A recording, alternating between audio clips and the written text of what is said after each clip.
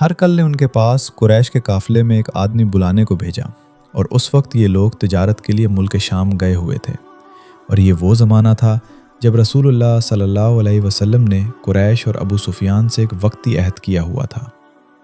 جب ابو سفیان اور دوسرے لوگ ہرقل کے پاس ایلیہ پہنچے جہاں ہرقل نے دربار طلب کیا تھا، اس کے گرد روم کے بڑے بڑے لوگ بیٹھے ہوئے تھے۔ ہرقل نے ان کو اور اپنے ترجمان کو بلوایا، پھر ان سے پوچھا کہ تم میں سے کون شخص مدعی رسالت کا زیادہ قریبی عزیز ہے؟ ابو سفیان کہتے ہیں کہ میں بول اٹھا کہ میں اس کا سب سے زیادہ قریبی رشتہ دار ہوں۔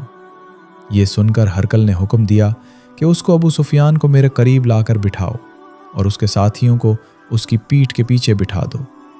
پھر اپنے ترجمان سے کہا کہ ان لوگوں سے کہہ دو کہ میں ابو سفیان سے اس شخص کے یعنی محمد صلی اللہ علیہ وسلم کے حالات پوچھتا ہوں۔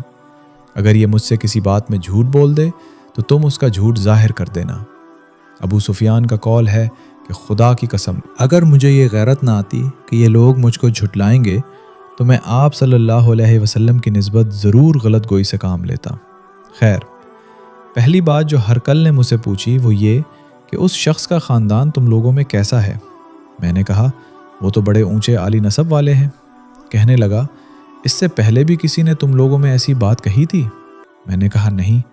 کہنے لگا اچھا، اس کے بڑوں میں کوئی بادشاہ ہوا ہے؟ میں نے کہا نہیں۔ پھر اس نے کہا بڑے لوگوں نے اس کی پیروی اختیار کی ہے یا کمزوروں نے؟ میں نے کہا نہیں، کمزوروں نے۔ پھر کہنے لگا اس کے تابع دار روز بڑھتے جاتے ہیں یا کوئی ساتھی پھر بھی جاتا ہے؟ میں نے کہا نہیں۔ کہنے لگا کیا اپنے اس دعوائے نبوت سے پہلے کبھی کسی بھی موقع پر اس نے جھوٹ بولا ہے؟ میں نے کہا نہیں، اور اب ہماری اس سے صلح کی ایک مقررہ مدت ٹھہری ہوئی ہے، معلوم نہیں وہ اس میں کیا کرنے والا ہے۔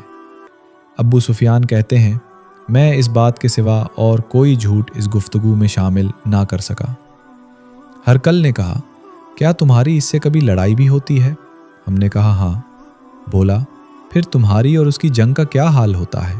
میں نے کہا لڑائی ڈول کی طرح ہے، کبھی وہ ہم سے میدان جنگ جیت لیتے ہیں اور کبھی ہم ان سے جیت لیتے ہیں۔ ہرقل نے پوچھا وہ تمہیں کس بات کا حکم دیتا ہے؟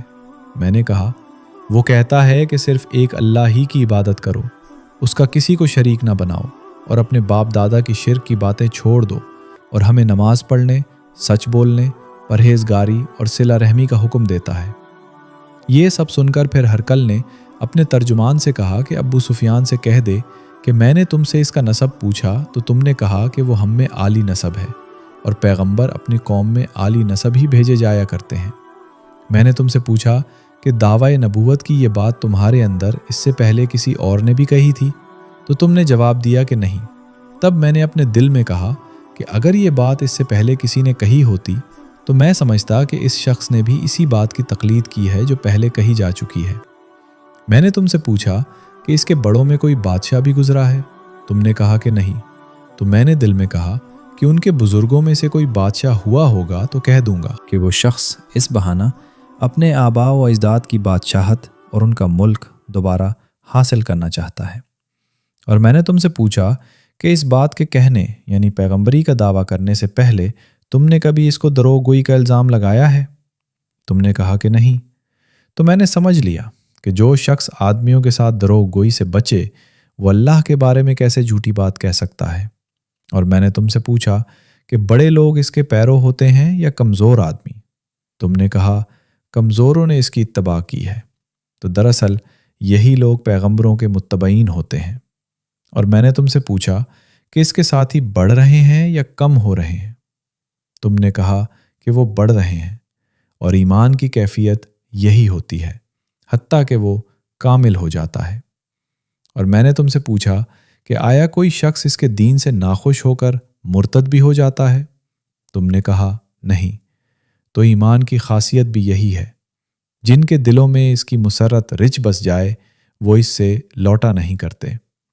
اور میں نے تم سے پوچھا کہ آیا وہ کبھی عہد شکنی کرتے ہیں؟ تم نے کہا نہیں۔ پیغمبروں کا یہی حال ہوتا ہے، وہ عہد کی خلاف ورزی نہیں کرتے۔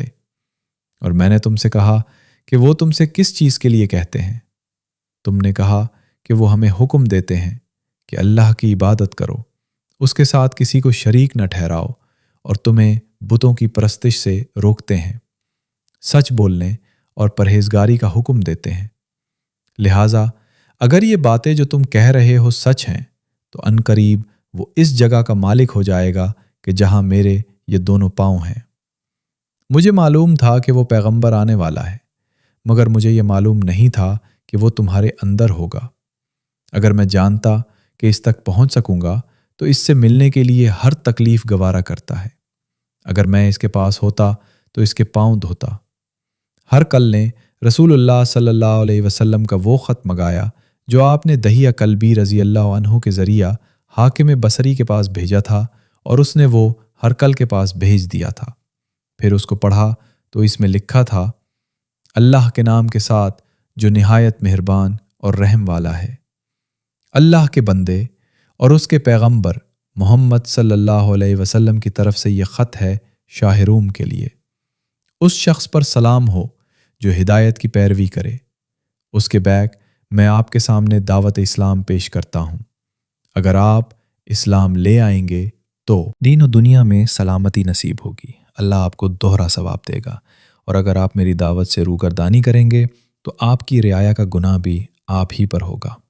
اور اے اہل کتاب، ایک ایسی بات پر آ جاؤ جو ہمارے اور تمہارے درمیان یکساں ہے، وہ یہ کہ ہم اللہ کے سوا کسی کی عبادت نہ کریں اور کسی کو اس کا شریک نہ ٹھہرائیں، اور نہ ہم میں سے کوئی کسی کو خدا کے سوا اپنا رب بنائے۔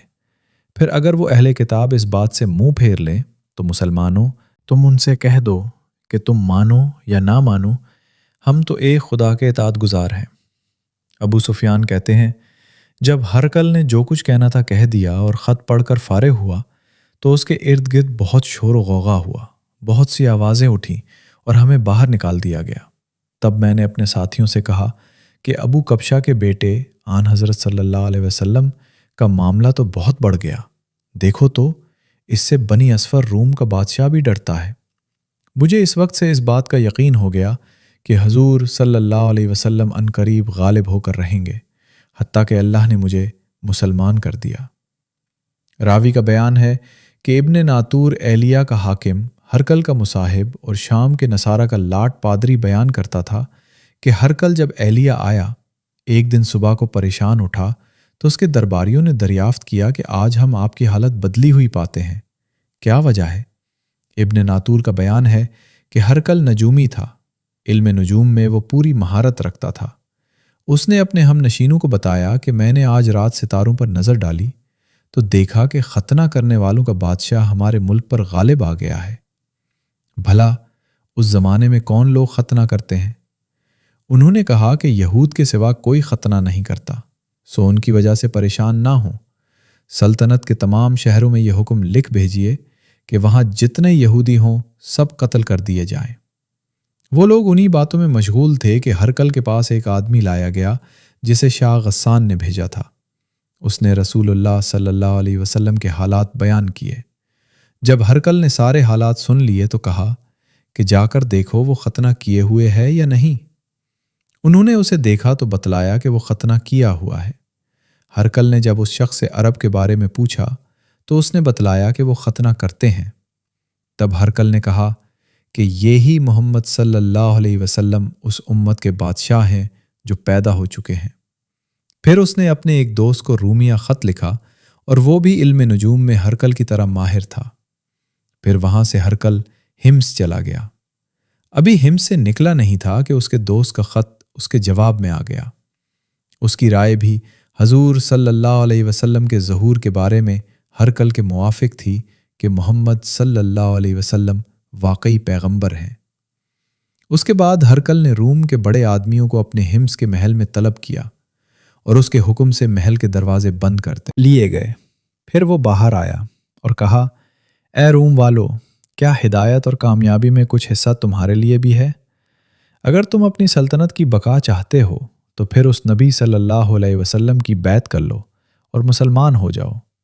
یہ سننا تھا کہ پھر وہ لوگ وحشی گدھوں کی طرح دروازوں کی طرف دوڑے، مگر انہیں بند پایا۔ آخر جب ہرقل نے اس بات سے ان کی یہ نفرت دیکھی اور ان کے ایمان لانے سے مایوس ہو گیا تو کہنے لگا کہ ان لوگوں کو میرے پاس لاؤ۔ جب وہ دوبارہ آئے تو اس نے کہا، میں نے جو بات کہی تھی اس سے تمہاری دینی پختگی کی آزمائش مقصود تھی، سو وہ میں نے دیکھ لی۔ تب یہ بات سن کر وہ سب کے سب اس کے سامنے سجدے میں گر پڑے اور اس سے خوش ہو گئے۔ بالآخر ہرقل کی آخری حالت یہی رہی۔ ابو عبداللہ کہتے ہیں کہ اس حدیث کو صالح بن کیسان، یونس اور معمر نے بھی زہری سے روایت کیا ہے۔ صحیح بخاری حدیث نمبر 7۔